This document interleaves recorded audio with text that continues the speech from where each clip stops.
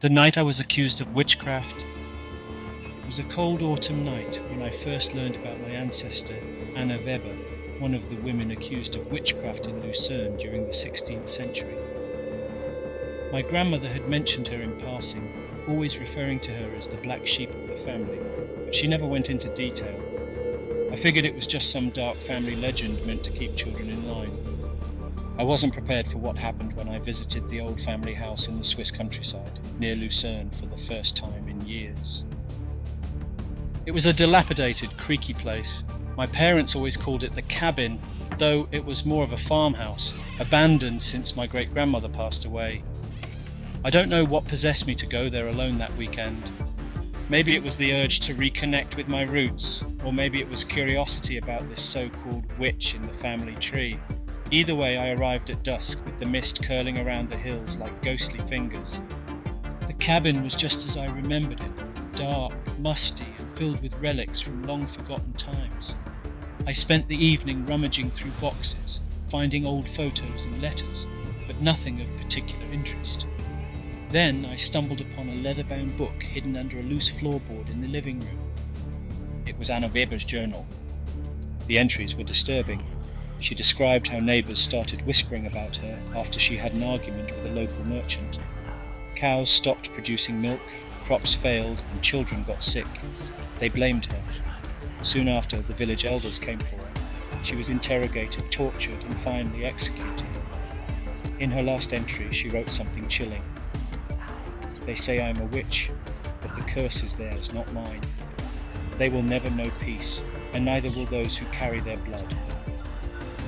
I don't know why, but the moment I read that line, I felt an intense cold seep into my bones, even though the fireplace was roaring behind me.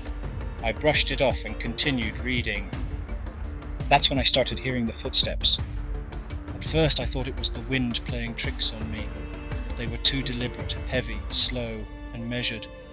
They started in the hallway upstairs, then moved down the creaky staircase, as if someone was descending towards the living room where I sat.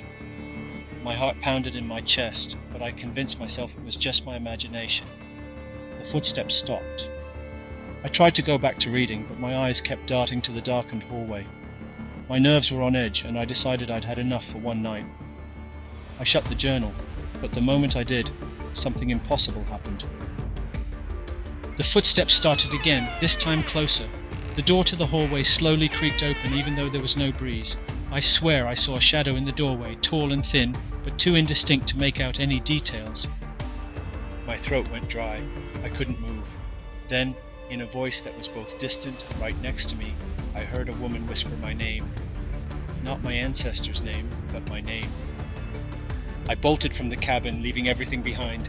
I didn't stop until I reached the village. I didn't sleep that night, and I haven't been back to the cabin since. But what terrifies me the most isn't the shadow or the voice, it's what happened a week later.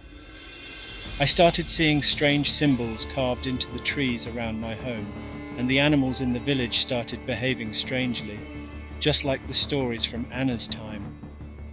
People started whispering about me.